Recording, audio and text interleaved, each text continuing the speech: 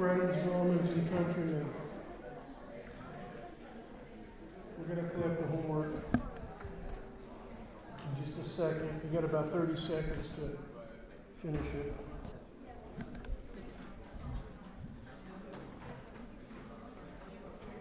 I'm completely soaked.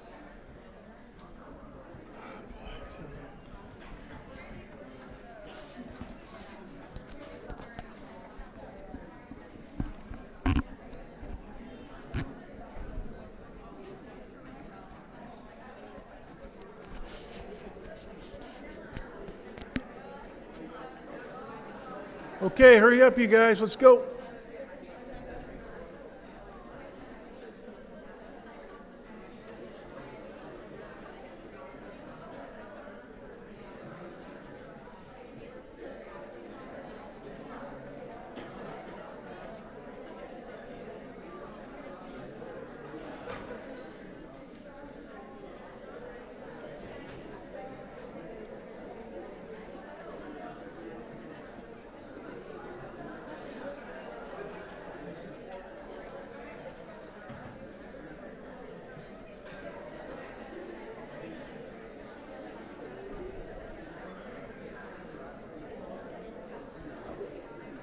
Let's go, Jade. You're what? I forgot it at home. Will you run and get it? Your homework? The most important homework of the year so far. Where do you live? 2 minutes left. I'll be back. I'll be back. Okay, Arnold, go get it. Wait a minute. I didn't ask you to collect anything. Are you collecting homework? No. Hand them all back. They do not turn your...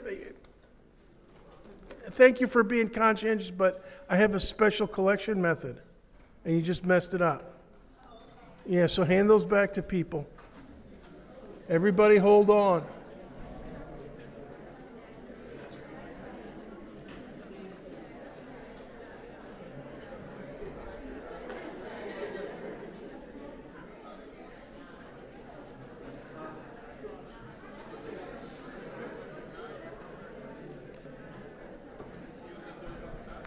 I know, I appreciate it, but, it's because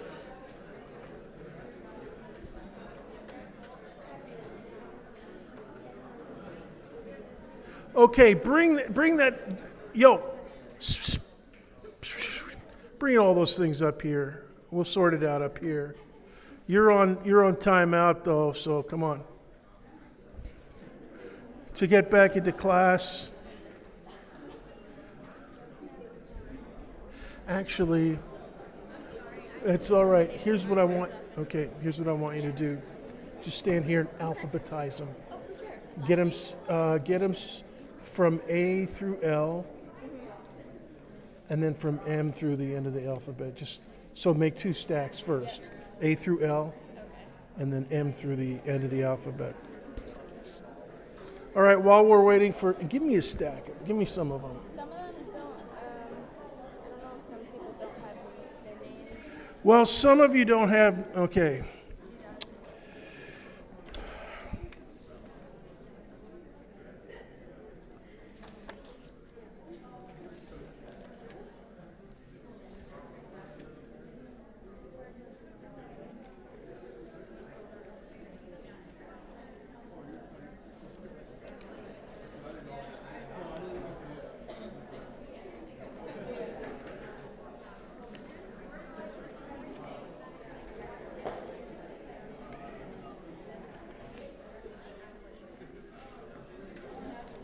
Okay, what have you got? Give me your M's. Give me your...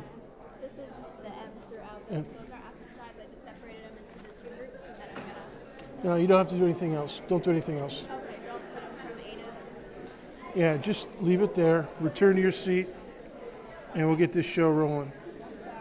It's all right. Just took a few minutes. How do you collect them? You'll see in about a second. Okay, return to your seat. All right, my wonderful students, now the little grading emergency is over. I want you to listen very carefully. There's about 200 of you. And what I'm going to do with your homework is grade it very carefully. Now, here's what I want you to do. All right? If you have last name M, N, O, or P, turn your paper in now. Okay? Only M, N, O, P last names. Okay? Bring them on down. M, N, O, P. Nobody else.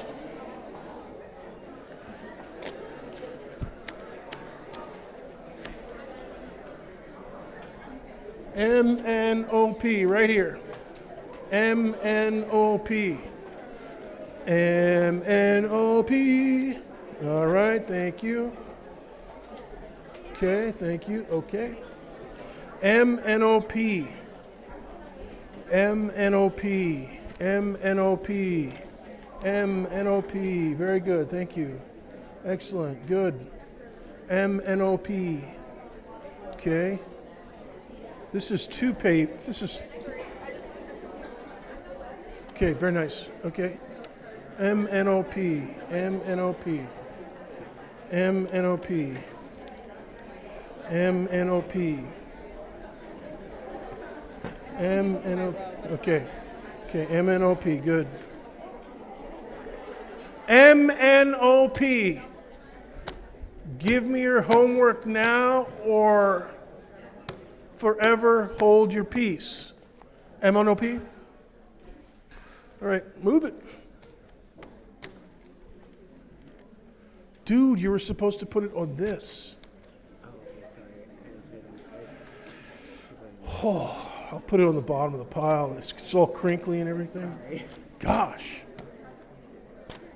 All right. Now,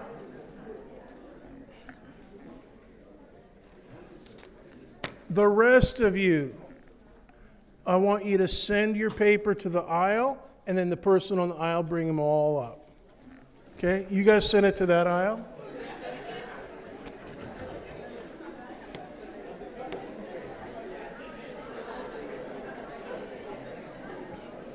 Send it to the, you're on the aisle. There's nobody, just you. How about these guys? Did you guys turn in your papers? Oh, it's right there? Okay, if you're on the aisle, bring them on up. Okay. Thank you. Okay. Also, I was the Brazilian girl, so I'm here. Yes. I'm here. I did the homework. We're all good. Perfect. Good. By miracle appointment. Okay, good. All right, great. Thank you. Hey, excellent. Excellent. Janaya. Are you Janaya? Oh, somebody else is Janaya. Okay. Okay, good. Good. Okay, thank you. All right.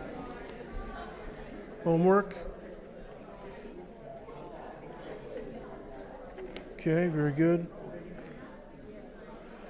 Okay, at the buzzer. Okay, now, everybody else is in the second pile. This is the big pile. Now, do you have a test to bring up? Yeah, but just see me after class. You just printed it out wrong, but we'll work with it. I won't take points off for that. Okay. Shh. Now, I've got two piles up here. Brianna, you just brought your paper up here. Where are you? Your last name is with a P, right? Oh, it's a B? Okay. Okay, good. All right. Well, I have it separated, M-N-O-P, and then everything else.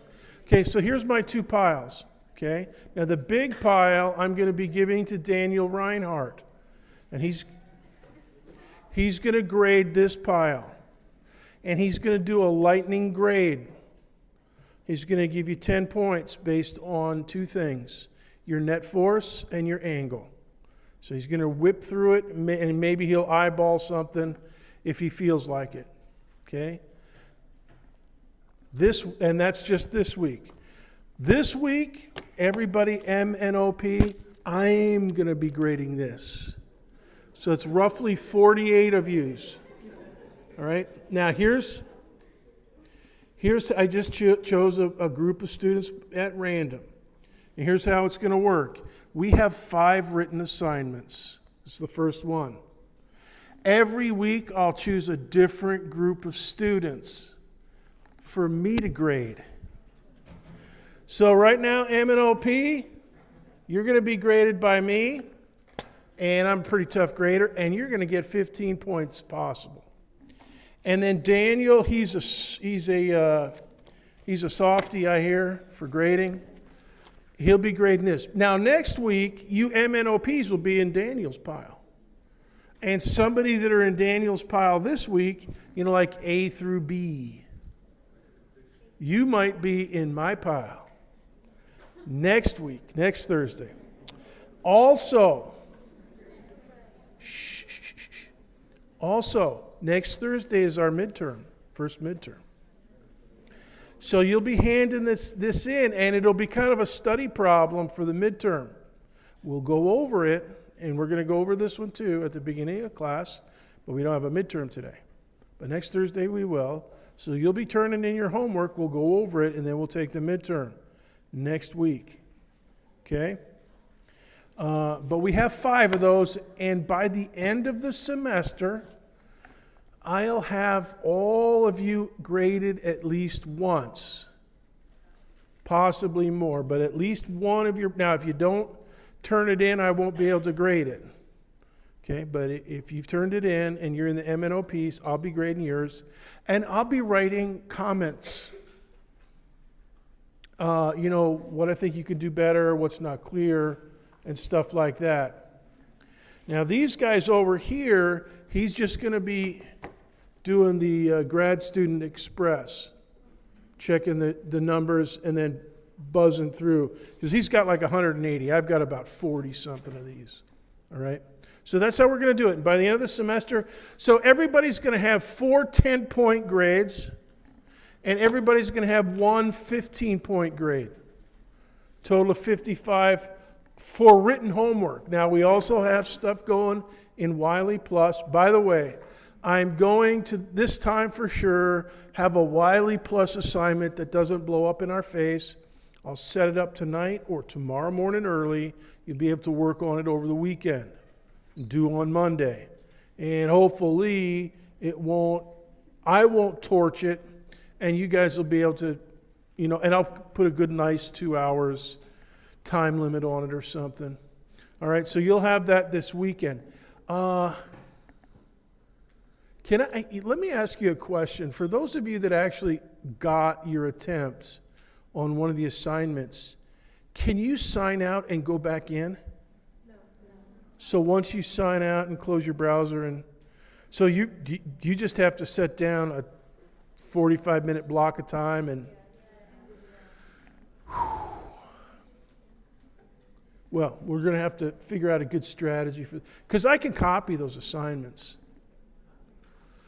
I can duplicate them and then reassign it.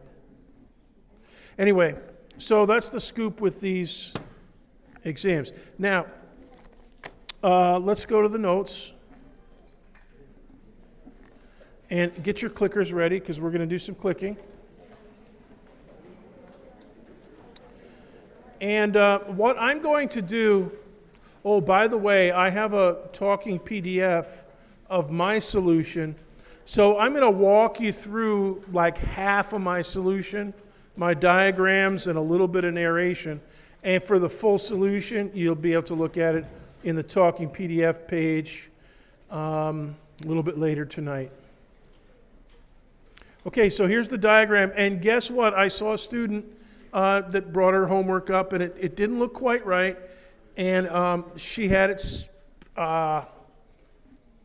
90 degrees different from this. This is the diagram to start with, 2.5 nanometers up, 4.0 nanometers to the right.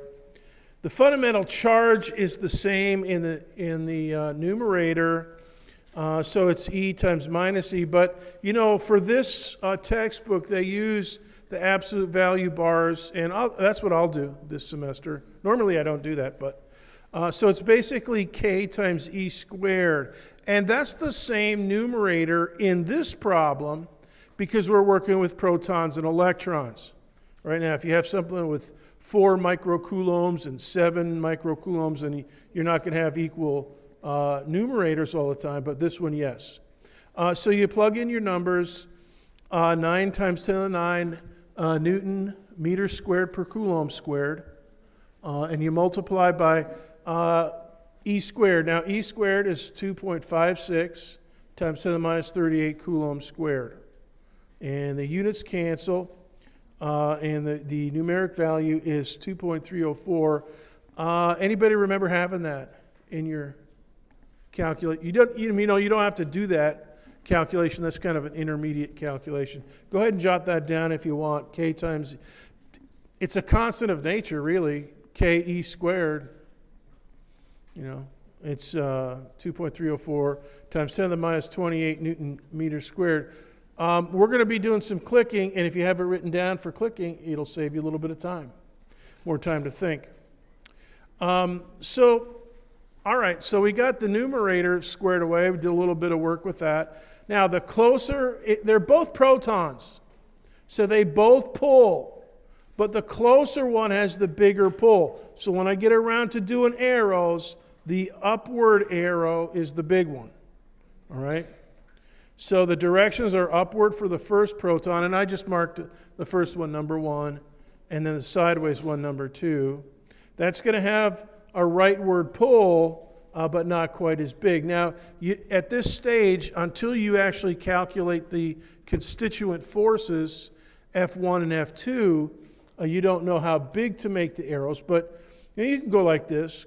Put a big arrow here, a good-sized arrow, and then put a little pokier one over here.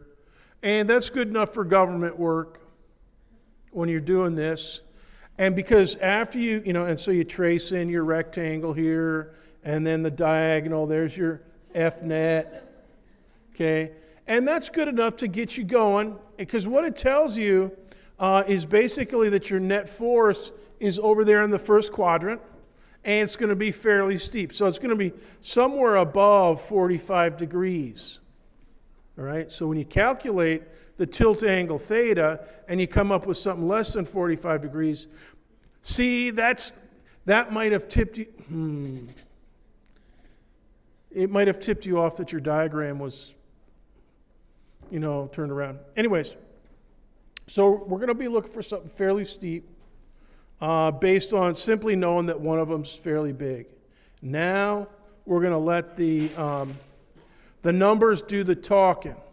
All right. Now the numbers are going to do the talking on the talking PDF. All right. This is where I finish my discussion, but I will ask you this. Do you remember 0.040 nanonewtons? That would be 4.0 times 10 to the minus 11. Or I think some of you might, I saw 3.96 times 10 to the minus 11. You remember that? And I rounded it off to two significant figures, so 0.040 nano. Anybody remember 69 degrees? 68.66. If you got 68.66, ding, you got it. And that's why Daniel's going to be he's going to be checking your magnitude of net force and your angle. And that will indicate basically, so he's going to give you a grade of 0, 5, or 10, hopefully a lot of 10s. All right? And that'll signify that grade, whether you, if you get a 10 on that, you probably got the rest of it. All right, let's do some clicking. Clicker time. Oh, question in the front. Yes?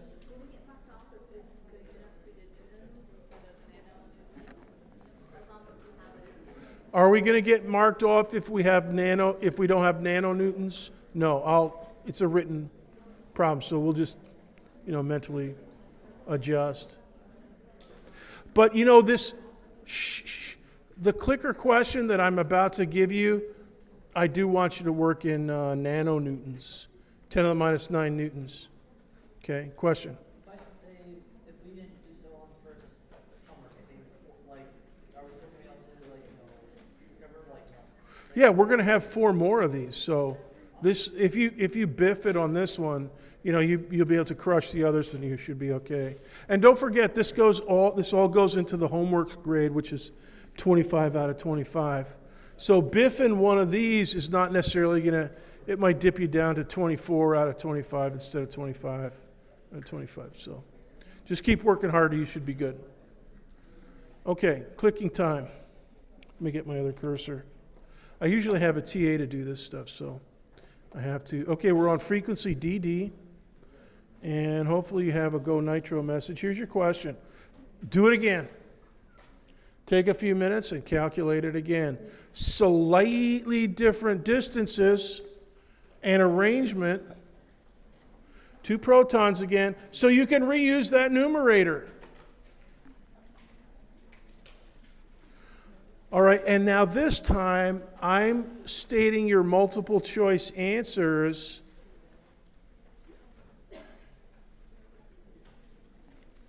in nanonewtons. So now you have to actually work that out. So take a few minutes to do that. And actually, if you have your homework notes, you already have F2.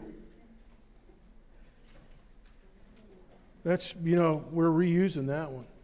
You only have to calculate F1.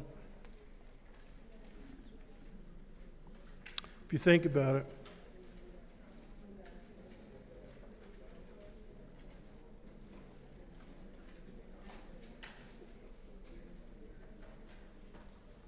And definitely, talk to your friends, your neighbors, sit next to you. If you're having a little salad at your seat or something, go ahead and nibble on that.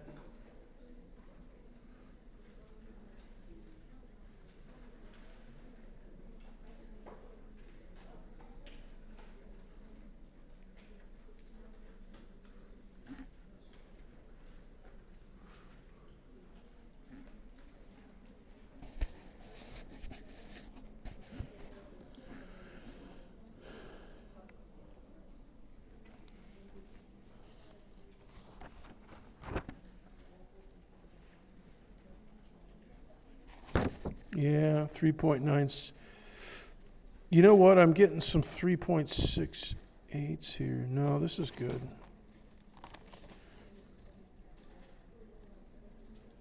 Uh-oh. Somebody here didn't draw in the net force. Uh-oh, another person, no net force. Uh-oh. Oh boy. This person did a good net force.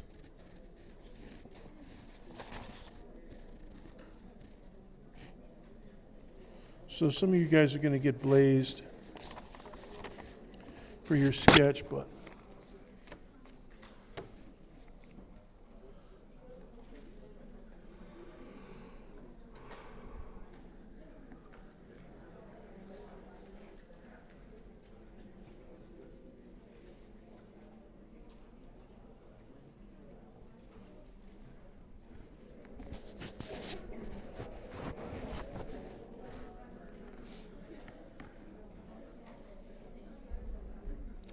question?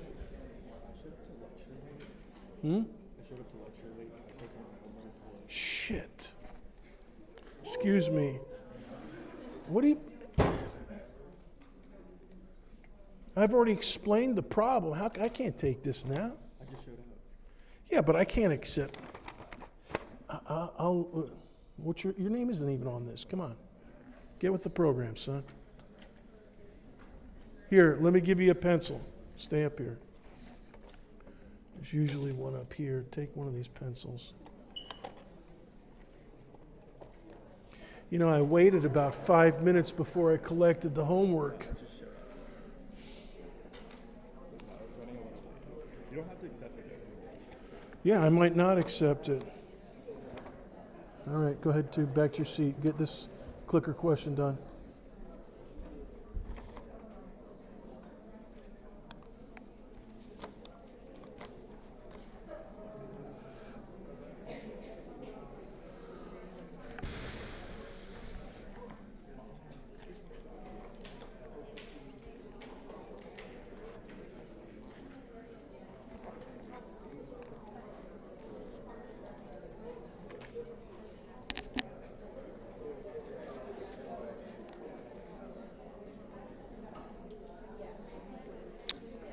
Shoot.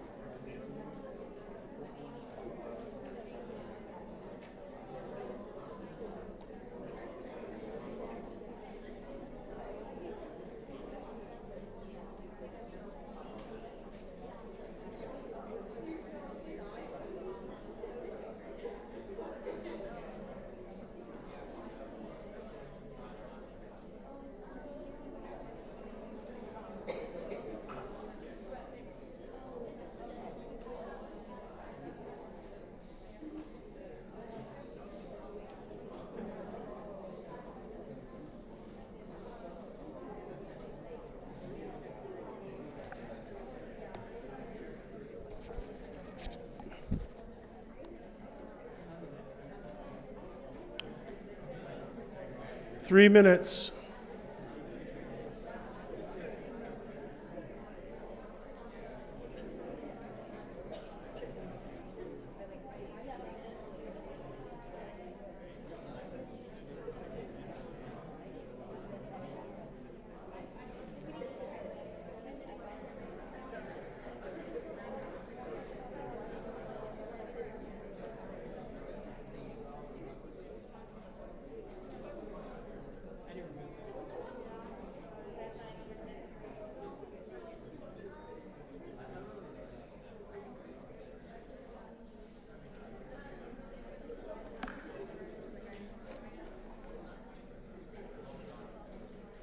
Bring your notes. Bring your notes.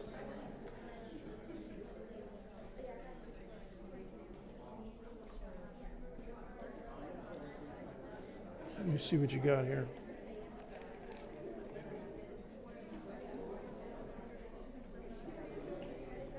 You got to, don't forget to, Convert it back to nanometer. no, you got to do, don't forget to do Pythagorean theorem. Oh, A squared plus B squared. Yeah, it looks like you got good components, but you got to do Pythagorean theorem Yeah, there. I did it for the homework part. Yeah. Don't forget to do that. Okay.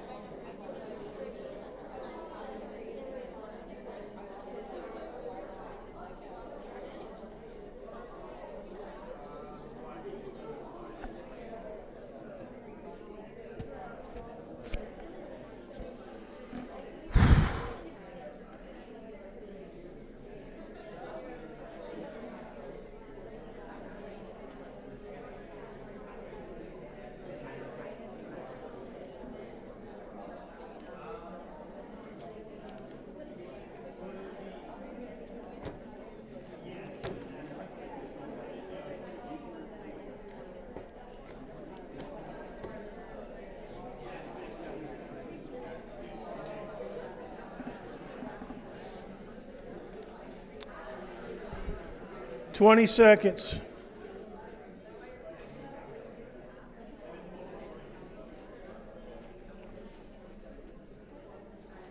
10, 9, 8, 7, 6, 5, 4, 3, 2, 1, 0.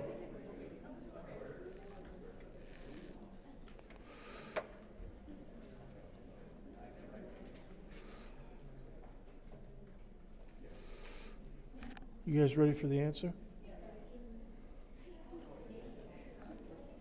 Raise your hand if you got it. Sweet. Okay, good. So now I want to point something out to you. This is the kind of a problem that other instructors have used as multiple choice, so on a Scantron exam. So it takes you several minutes to do it, but then you have to bubble in a dot on a Scantron. Normally I don't do that, but I'm going to do it this semester. So consider this as like a little sample of something similar to what you'll see next Thursday, a week from today. Okay, let's keep going to the concept of the electric field. And don't put your clickers away because we're going to do some more clicking. The textbook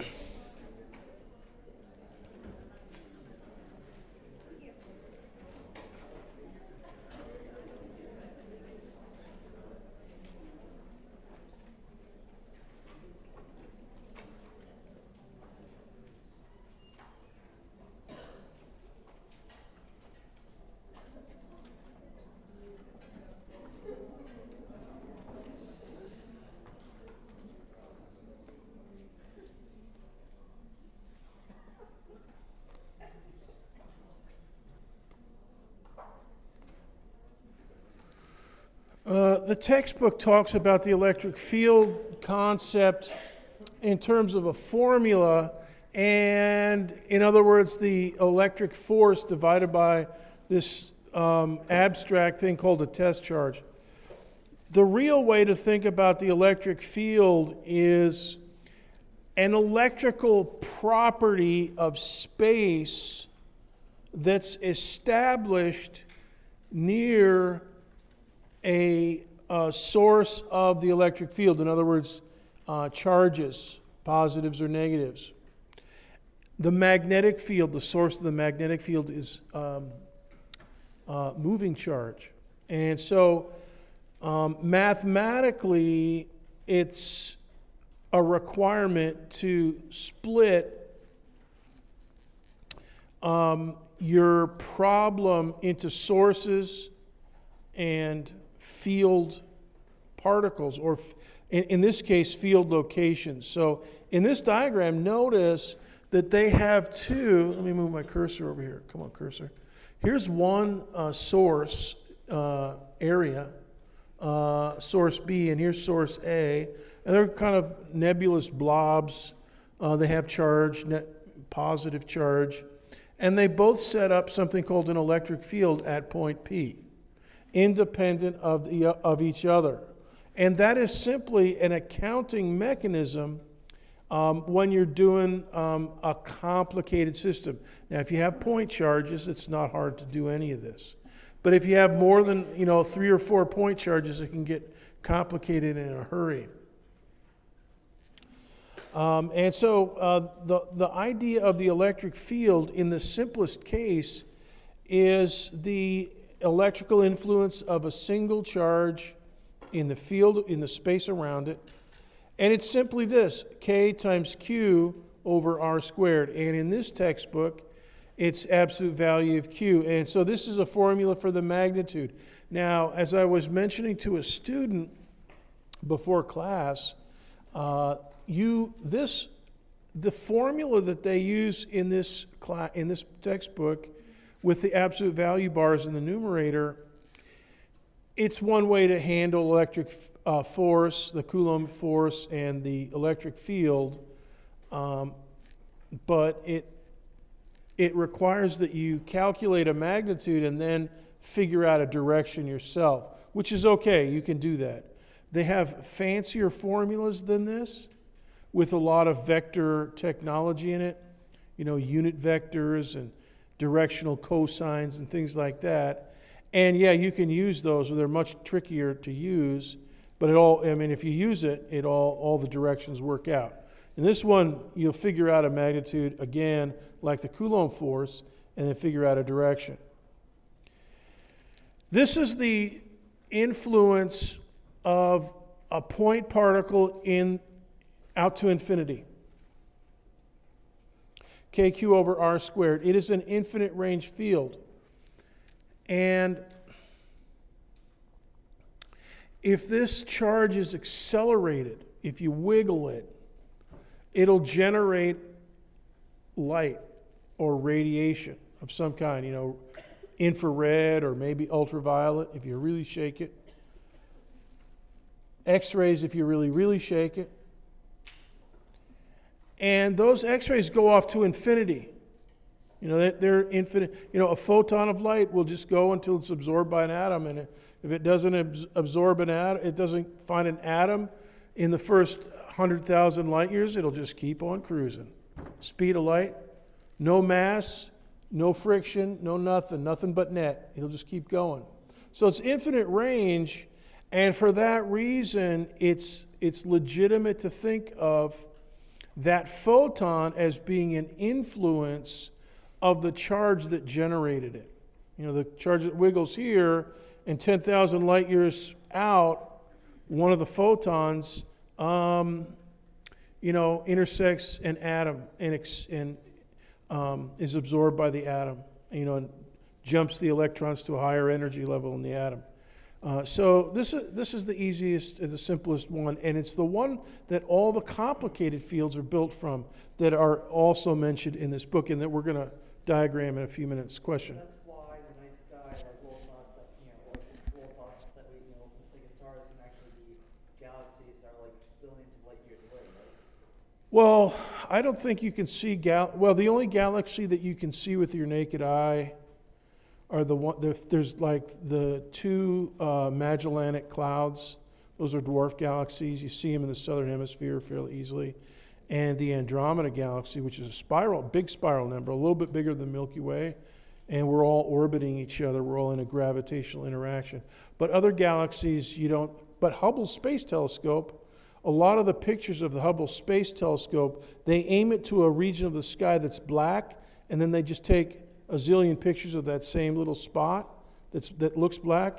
And when they put all the images together, they got zillions of spiral galaxies in that one little field that they look at. So, so if it, but they're very dim. But those photons, they start millions of light years away. They started, so some little electron somewhere in one of those galaxies got rattled, on the surface of a star, and it just never got to anything until it found the Hubble Space Telescope. It's kind of amazing when you think about it.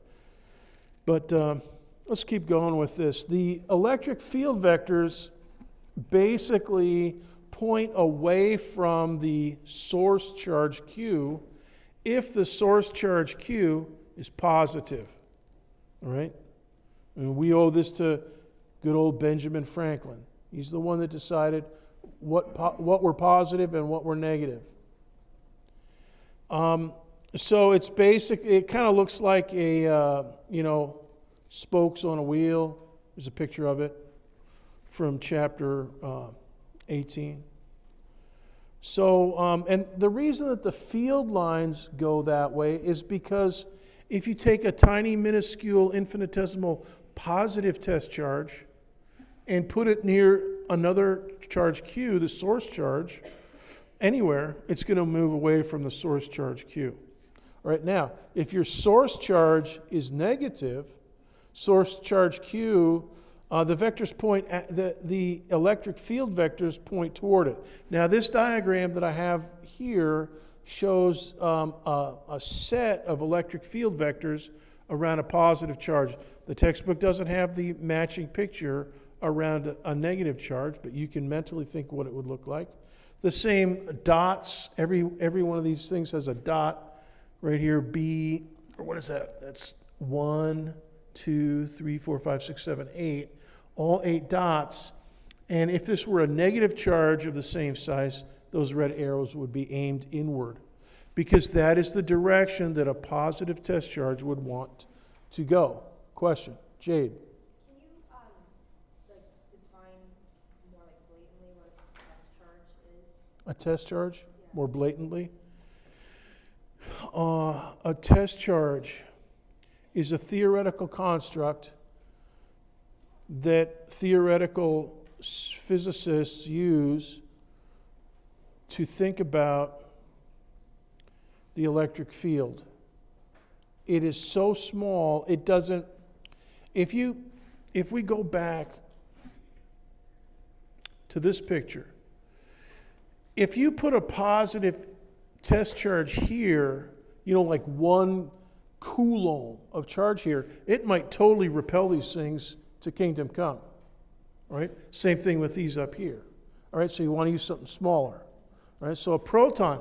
Now, if depending on this distance here, a proton might be considered small. But if these are nanometers here, a single proton might disperse those charges. And that's one of the problems we have with looking at molecules and stuff.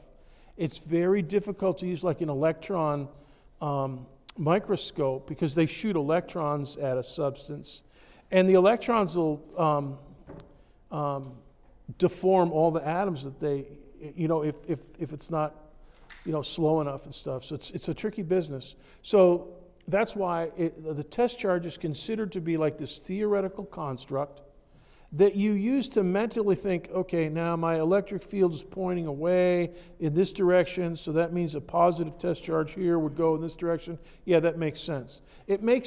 So for instance, the direction of the electric field, you have to know this stuff, and then you say to yourself, okay, if I put something down here, and it's positive and really teeny, so that it doesn't mess up this distribution up here. And so teeny, it's still positive, but it doesn't mess up any of the blue source distributions. I'll get a force downward. And the electric field is in the same direction as that force. So then it's basically a convention, a decision of, I don't think not Abraham Lincoln, I don't think Benjamin Franklin decided this part, but the electric field is defined as the direction of the electric field is defined as the direction that a positive test charge would go at any point that you choose around your source. So you have to know the exact location of all your source charges, and then from that you can figure out, KQ over R squared for each one of those source charges, and then think, all right, am I getting something out here that's kind of out into the up and to the left, or am I getting something, So it's an abstraction, and it's not a physical thing. It has to always be considered too small no matter what charge distribution you're looking at, coulombs or a few atoms. We have objects in the lab that trap a few atoms at a time. Okay, and because that's the case, we don't want something that's going to blow it up. They're not the most stable, these ion traps, and so we got to work it out mentally, and that's what the test charge is for. It's a mental construct, infinitesimal size, but positive, and it helps us do our calculus, helps us do our trig, and helps us make sense of what we're doing. All right, let's get back to this. The directionality of the electric field vectors. Now, for the for the point charge, the electric field is spherically symmetric. So this one looks like spokes of a wheel, so you're just going to have to imagine in 3 dimensions, kind of like a porcupine. All right? So for a positive source charge Q, your electric field vectors are going to be pointing outward spherically symmetrically, and so they're going to look like a porcupine or a sea urchin or something like that. All right, and then a negative source charge Q, Q less than 0. That'll be like a reverse porcupine, you know, where the quills are going. I don't know of anything in nature where the quills go toward the animal. I guess that's a law of nature. No quills towards your own body. Anyways, so a reverse porcupine for a -1. And I'll give you a picture of the field lines in a minute. Now, I want to review a comment about example 10. They say, and this is a quote from page 494, example 10 re-emphasizes the fact that all the surrounding charges make a contribution to the electric field that exists at a given point. And they say that in this array in example 10, that at point P, those two source charges, Q1 and Q2, exactly cancel. And at that point only, there's 0, and you can see it in the diagram, electric field E2 and electric field E1 are pointing in opposite directions. And if you work the numbers in that example, you'll see that the sizes are the same, so they cancel out. Now, I want to try a variation of that with you. I want you to calculate now here's another clicker question, and this is actually reusing some of your calculations from the previous one. We're going to reuse protons and electrons and good old 4 nanometers. So this one actually might be fairly fast. Calculate the size of the net electric field. Now the net electric field in this one is going to be millions of newtons per coulomb. The basic unit for the electric field is newtons per coulomb, not newtons. And this one, they're so close.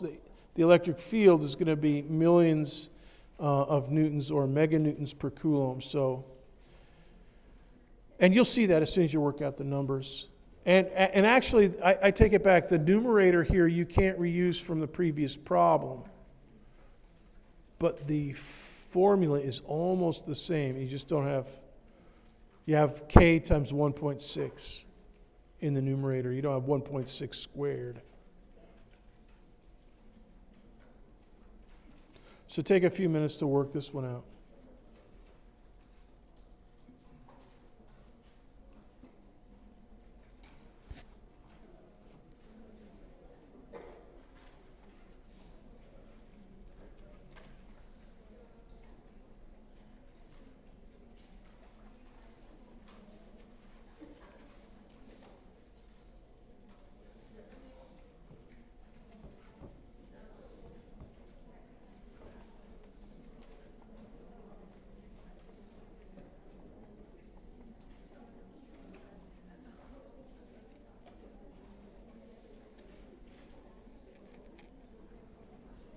And this is another problem that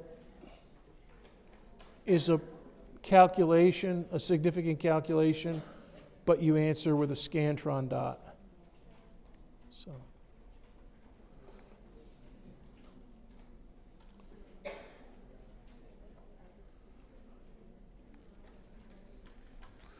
And hey, you guys, I'll always tell you on a test how to configure your answer, you know, in terms of scientific notation, meganewtons or nanonewtons or, you know, what have you. I'll always try to work it out ahead of time, and then I'll tell you, here's the units I want you to work in.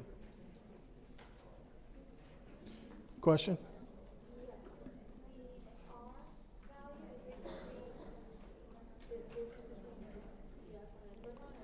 The R value you use is between each of these source charges and the point H. So your denominator should be 4.0 times 10 to the minus 9 meters quantity squared. Because that's the distance to the field point. Field point H is what, there's no electron there, but an electric field can be computed there.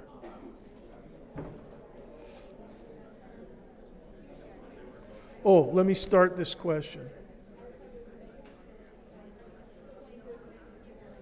Okay, if you have an answer, you can type it in.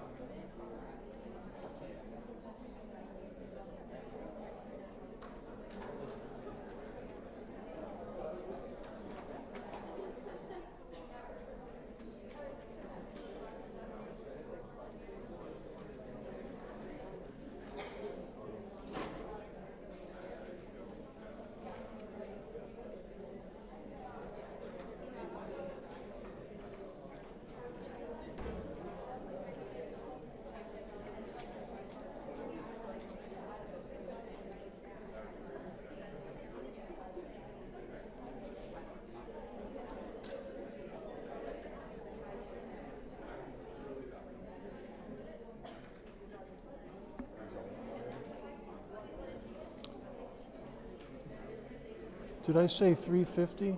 Yeah. I meant 450. Oh, yeah. But I can give them to you now. This is for you to grade, and let me give you the answer key. Okay, here's your answer key. Okay. And what I want you to do, I'm going to be this is my pile over here. I'm going to be grading those like crazy. What I want you to do is check the net force magnitude in nanonewtons, 10 to the minus 9 newtons, and the tilt angle 69. So this guy's got it here. 5 and 5, and put in a +5 or a 0 here, and then a total. So you'll be giving out 5, 10, or 0 for a grade. No, just check those, and they either have it or they don't, because I want you to get all these done over the weekend. All right. All right, now, if you look at it and you see something, ooh, that's cool, something that catches your eye, you can write something, but don't write a sonnet, and don't do it for every student. But if you see something that looks cool, definitely do it. Now, I sent you a spreadsheet in email. Yep. You can enter the grades in there, okay, and then get them back to me, yeah. All right. There you go. All right, Take thank you very take much. care of that. All right. Hey, Sorry I'm late. I talked to wait a minute. Daniel, go get him.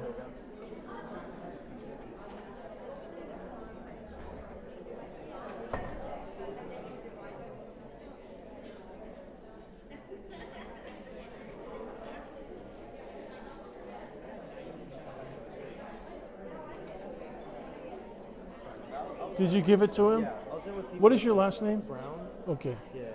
Yeah, all right. No, I was Yeah, you're on late. HPA. They had me in there until like 3:20 because I'm still like dealing with things to get into it. I know these clowns, man. Like HPA. they're the worst. What do they have to do with any? Is that your major or something? Yeah, health sciences, so I have to go through them. Dude. Like, it's college of sciences, and they're like, yeah, that's fine, we can get you in. But then they're like, oh wait, you're health sciences, you got to go to HPA. Well, you're in. You're squared away, and you got your homework in. That's good. Thank you so much. All right, get your clicker in on this one. Okay, 1 minute.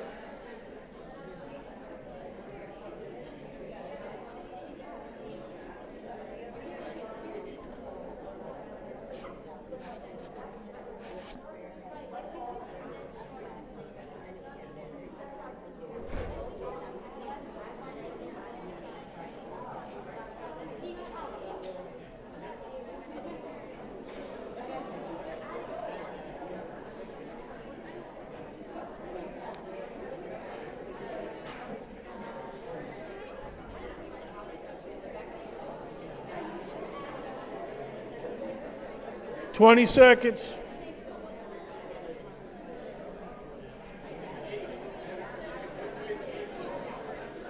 H is in the center. That's the name of the point. That's your field point.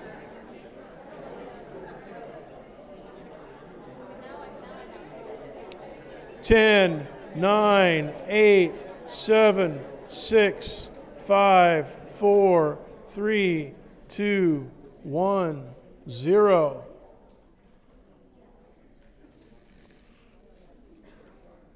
Good, 195 answers. Very nice. Let's see.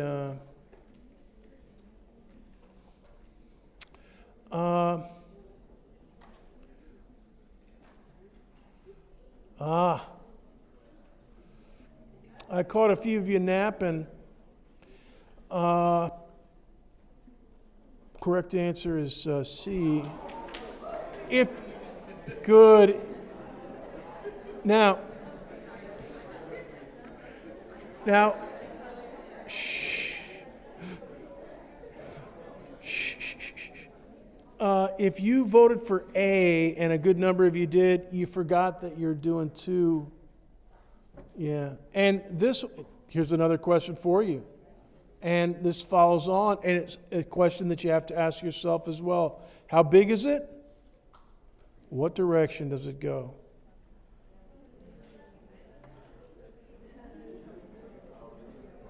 And hopefully, this one will be a little bit easier to determine. The electric field vector. By the way, if you're taking notes, point H is known as the field point. The electron and the proton are sources, and they have a separate location. So when you're doing, if you're trying to study like the plasma in the surface of the sun, you have to take into account all your source charges and their location, and then the field point above the surface of the sun that you're studying, or the set of points.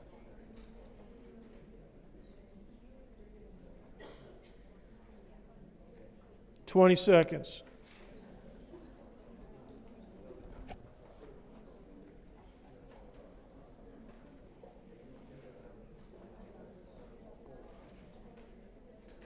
Ten, 9, 8, 7, 6, 5, 4, 3, 2, 1. Get your answer in. No slacking. Okay. Geniuses. Yeah, leftward, and if you didn't answer leftward, then make a note that to re-emphasize and reinforce it. The field vector always goes away from a positive and into or toward a negative. So that means the two constituent field vectors, E1 and E2, are both lefties. They're both 90s, so a total of 180, and it's left. All right? Now, I'll try to find some practice in Wiley Plus for you along these lines. Now, this is a variation of the one that they talked about in the textbook. And this one, the textbook example number 10, they said that the fields cancel. This one definitely do not. Question? Point charge is not a source charge. Okay, a point charge is a fiduciary charge that you use in order to think about newtons. Because the electric field is not newtons. It doesn't produce an acceleration. Matter of fact, the electric field, the electromagnetic field is actually kind of mysterious because it stores energy in itself. Yeah, and we're going to be talking about that in just a minute. So here's a picture. Porcupines. This is a positive charge, positive source charge. So no matter where you place a positive test charge, anywhere, it's going to be pushed away from that central source charge, that single point charge. Now, here's the reverse porcupine that you have for, go ahead and sketch this one. It's, reverse porcupine is definitely not a good description. But yeah, inwardly going spokes. Yeah, because if you put a positive test charge anywhere near a negative charge, negative 1.4 coulombs or negative or 2 electrons, the field lines are going to point inward towards those charges. Now, I want you to add this in the yellow panel, one more note, and that is the more coulombs of charge you have, the more field lines that you should draw. Because the electric field lines, the distribution of field lines actually tells you the intensity of the field. For instance, if you look at this diagram, the field lines, the closer you get to the source, the more crowded together they are. And what that means is, crowded together field lines means strong electric field. Go ahead and write that down in your notes. Densely packed field lines means strong electric field. In whatever direction they are, left or north or something like that, if they're densely packed together, then, and it's the same with magnetic field lines as well. If you ever did that science experiment in like 6th grade with a bar magnet and little iron filings, and you see the cool pattern that they make on piece of paper above the magnetic field lines. The guy that figured out these field lines was Michael Faraday. Very smart guy. Michael Faraday, and the interesting thing about Michael Faraday, he was the son of a blacksmith in England. So he never went to Cambridge or Oxford like the big shots. He was a working class guy, but he was so smart. So he never knew calculus, just like most of you guys. Raise your hand if you've had calculus class.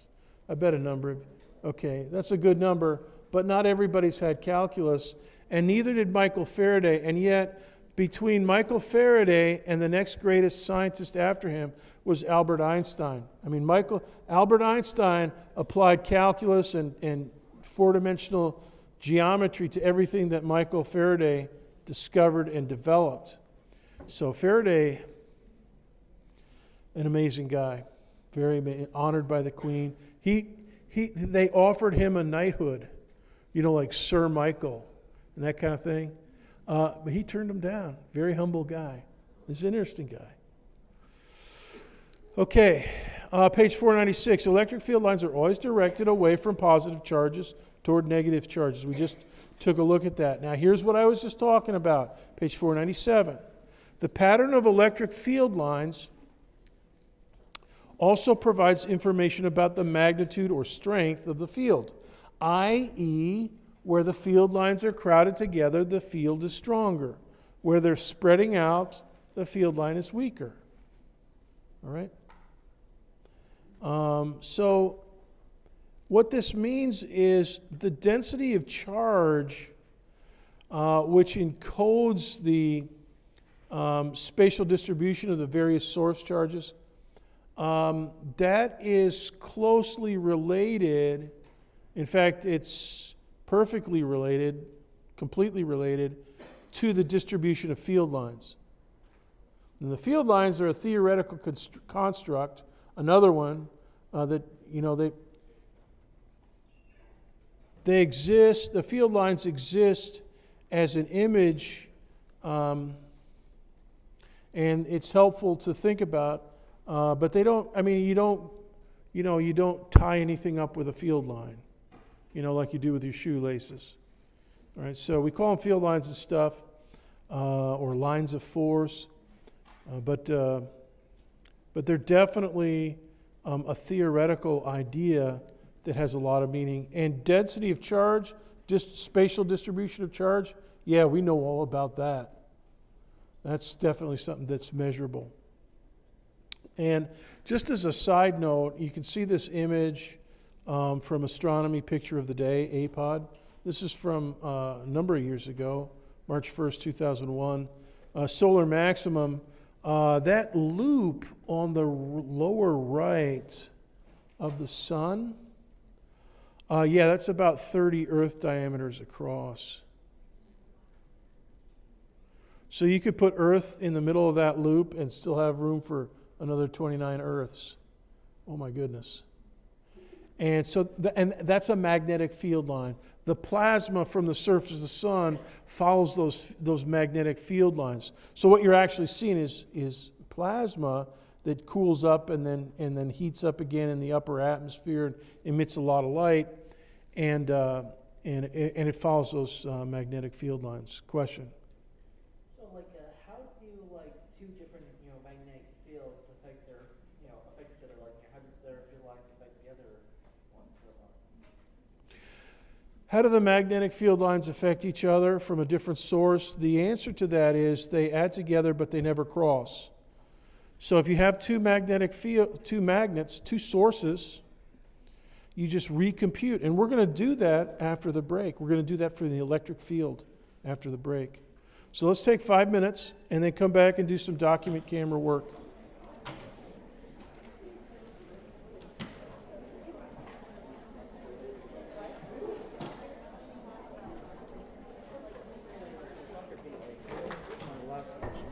The reason I ask is because you're not supposed to, saying if I'm wrong, but so doesn't the Earth magnetic, field, doesn't it somehow push back or solar radiation to a degree. So Yeah, the charged particles in the solar wind, when they interact with the magnetic field of the Earth, or and Jupiter has a really big magnetic field, so they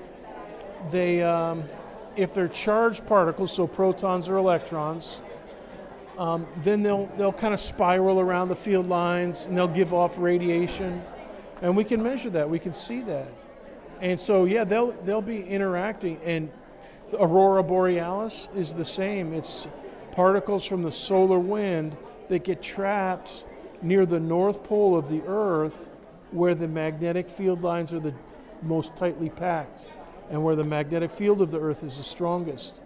And so we get really bright aurora borealises up there. and that prevents the solar wind from like hurting our atmosphere, right? 'Cause we're looking Yeah, but and we think that there have been events where the sun has had massive, what they call coronal mass ejections, and we see them happening, but the thing is that we're so far away from the sun that they don't, unless they're completely aimed in the perfect direction, they'll just blow right by us, and we seldom get a direct hit from a coronal mass ejection.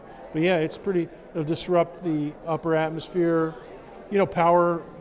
They had it's called a geomagnetic storm, and I think in 1989 Canada got hit and knocked out all of Quebec, the power grid up in Quebec. So now is it like something like where it could be like result in like fall civilization, or would it just be like possibly, yeah, 16th century, yeah.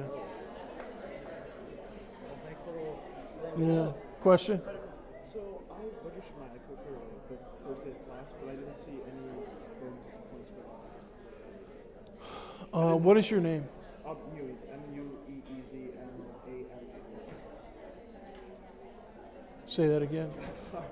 Mueez, Mueez, and then Am. Because I saw somebody, every once in a while we get kind of like this spurious registration. Have you gotten any bonus points at all? Yeah. I have no clue. Because like instead of like on one course, it's like when I go to iCoder, like it's there. Yeah, let me see your clicker.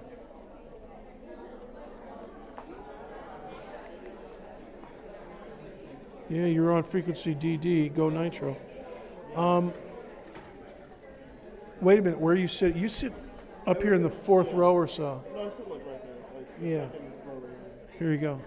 I don't know what to tell you, but let's try it out after class. Do you have a minute after class? Oh, yeah. Yeah. We'll troubleshoot it after class. Question? Hey. A couple things. You called my name earlier, or I guess it was Kramer. Yeah, you printed it sideways and. Right. Yeah. That's So all my right. fault Well, about that. you know. But I talked to you yesterday, so I just got enrolled into the class today. So like the pre-assignments, I guess for financial aid and everything like that. Yeah. Are you able to reopen? Do that. Do the academic integrity. Do any kind of clicking really inside web courses. That's what they look for. But do the academic integrity module before Friday midnight.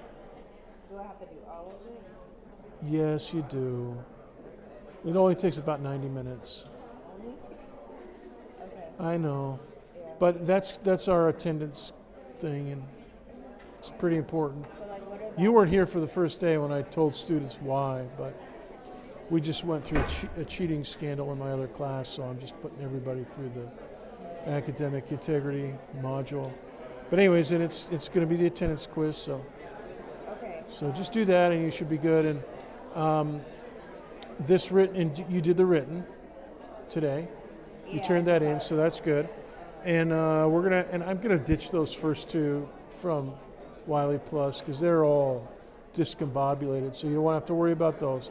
But the one that's going to start going this weekend, yes. Are you in web courses yet? Yes, I am. Okay, so get the academic integrity module, and then tomorrow morning, or tonight, or maybe early tomorrow, I'll have another Wiley Plus assignment ready, and just start clicking on that. That's free to register that? Or do I- Yeah, we get it for free. Okay. Okay. I'll look So the ebook, the website version of the ebook where you look at their website So I was like, is free. If you want to download it as a PDF for the bookshelf app, then you pay $18. That's still pretty good. yeah. So, anyways, that's the scoop. Okay, cool. Yep. Thank you. You're welcome. Can you elaborate on the difference between like a source charge and a point charge, perhaps in the context of the example question we did? So like with the proton and electron, in the one where we did with point H, Yeah. is the Look at that. A seething spherical cauldron of hot gas. A lot of the hydrogen on the surface of the sun is ionized. So that means protons and electrons. And if you're trying to put a spacecraft in orbit and make it really close, you want to figure out, well, what are the electrical fields and the magnetic fields that spacecraft will be exposed to? So you design the orbit around the sun, so many thousand kilometers or what have you, and then you calculate the electric field and the magnetic field at that distance. Okay? So your field position, your field particle is basically the spacecraft, because the spacecraft isn't going to affect jack about what the sun is doing, because the sun is huge. Okay, and so yeah, it's a point, and we use a point, the idea of a point particle to think about what's happening there. The source points are everywhere in that picture. so the source charge is So the source charge are the ions, the protons and electrons. that would be like creating the electric field. That would be, the spaceship that's is right, subject to. right. Okay. And everything's in motion. The surface of the sun is it really is Constantly moving. it's like a boiling cauldron. It has huge convection cells, Okay. the size of like Oklahoma. Right. And- The solar cells or whatever that like pop up. Yeah, so it's really difficult to model it, but yeah, that's what, that's like the biggest electromagnetic source that I could think of that people work on. So the source charge then are the particles or whatever's holding like the charge that is creating the electric field that is acting, that whose collective forces are acting on a point like a spaceship or like point H. So the source charges here are the electron and the I almost said positron. Yeah, so in Proton. this example, the source charge is the electron and the proton. Okay. The field point is Is H. the H. What is the point charge in this context or in There this is no point charge in there. Okay. It's something that you can mentally add in and take out. What do you mean? So what is the point charge? The point charge, you mentally put it at point H and then think to yourself, okay, if this is a positive test charge, Okay. what direction would it be? happens with the field? Yeah. What happens to the test charge? Right, is the test charge moving away? Okay, so is the point charge and the point charge and the test charge are not the same thing? The point charge, yeah, that's a description of a kind of a charge distribution, the simplest one. But a test charge is a theoretical construct. It's kind of abstract or virtual, you could even say, and it doesn't exist in reality. But scientists use it to think with, Right. And basically, the question is, they figure out, they look at all the sources, everything on the sun or whatever the source is, figure out the electric field at a particular point. And then they mentally say, all right, if I put a positive test charge there, Would disperse the would it charge. go left or would it go right? Would it go up or down? So test charge I get, source charge I get. Now I'm still just like point charge. I think I'm just like a little Point charge is just a kind of a charge. The electron is the point charge. Proton is basically a point charge. So is it just something that it is like ostensibly a point in space that has a charge? No, it's a. Oh, I see what you're saying. You see what I mean? Yeah, yeah. You think it? Yeah, in that sense, yeah. It's charge mathematically assigned to a geometric point. Right. And- Something and- even huge can be a geometric point if the distance between it and the other thing is large enough, right? Right. That's why the spaceship counts as one. Yeah, thing and sun. you've read the chapter, I could I tell. have, but it was Yeah. really confusing in the chapter. That's why I Yeah. wanted to ask you. Yeah. Okay. Okay. All right, let's keep going. Thank you so much.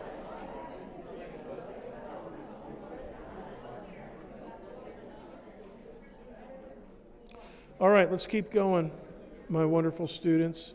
We're going to do some document camera work here in a minute. But first, I want to give you some formula matching activity. Ooh, I forgot to put the correct answers in here.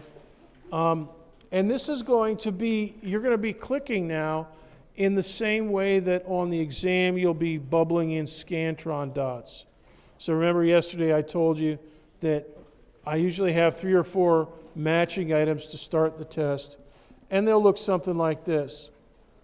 So here's the first one. Go ahead and answer this question. I give you the number 1 on the test is this formula. And then you go over to A, B, C, D, or E and choose which one it has to be. And hopefully you guys will crush it. Okay, 15 seconds to vote.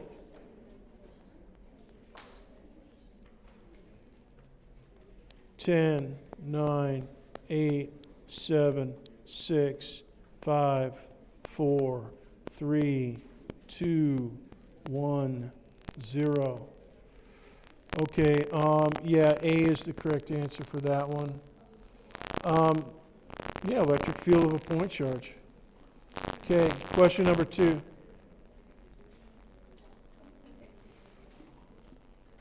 So you'll have 3 or 4 like this, 4 or 5 like this. And sometimes I'll put the questions, the formulas A, B, C, D, or E, and the numbered part will be a concept. 10 seconds to vote. 10, 9, 8, 7, 6, 5, 4, 3, 2, 1, 0.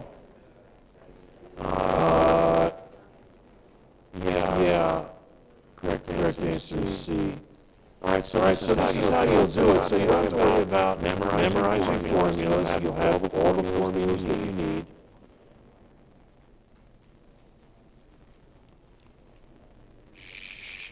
And you'll actually get the points on the test for recognizing. You have to memorize. You have to recognize. And then you got to think in terms of those words. That my students is the most difficult part. Now, I want to go through some symbols with you in chapter 18. One of them is the electric dipole. And a good example of an electric dipole is the one that we just talked about, proton and electron. And a couple things about the electric dipole, for which proton and electron are a good example.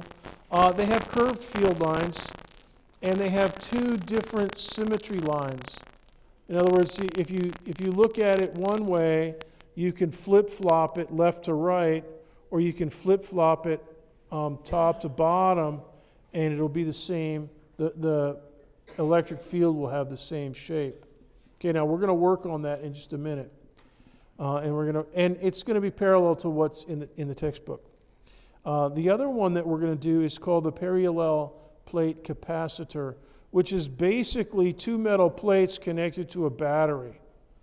And so one of the plates will charge up with positive charge, plus Q, and if it's connected to the same battery, a simple circuit, the other plate will have the exact same amount of charge, but it'll be negative.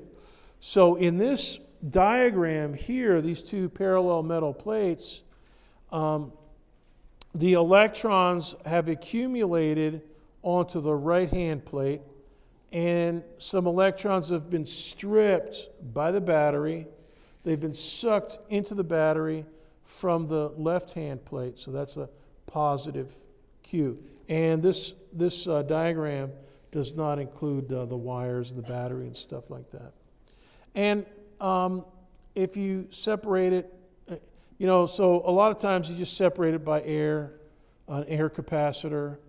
But sometimes you can store more energy if you put like an insulator in there. And by the way, if you have a car with a blinker system, it goes on and off, a capacitor is an essential part of a blinker system. Periodically switching on, switching off, switching on, switching off. So, a lot of students have, and I've had to do it. Replace a capacitor for my blinker. You go to the auto parts store and work on that. Okay, let's go to the document cam and work out a couple problems together. Let me pause the YouTube. All right. Now here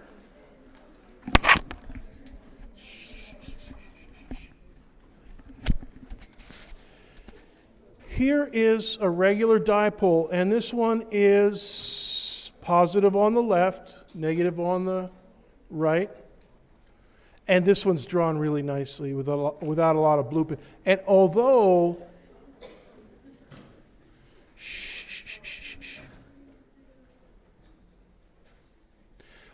this one is a stronger charge, why do I know that? Because there are more field lines per point particle, per point charge.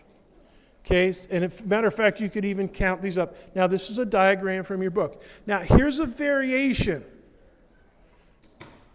This is two positives. And a student in the front said, Dr. B, what happens to the field lines from two different sources? They won't cross each other. They'll kind of repel each other like these. See how they kind of repel each other?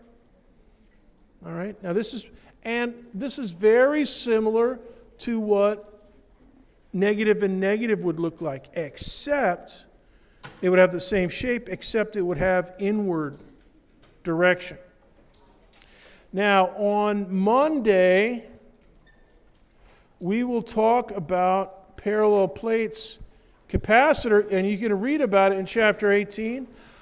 I'll start chapter 19 on Monday and expect some homework by lunchtime tomorrow, if not sooner. You're dismissed.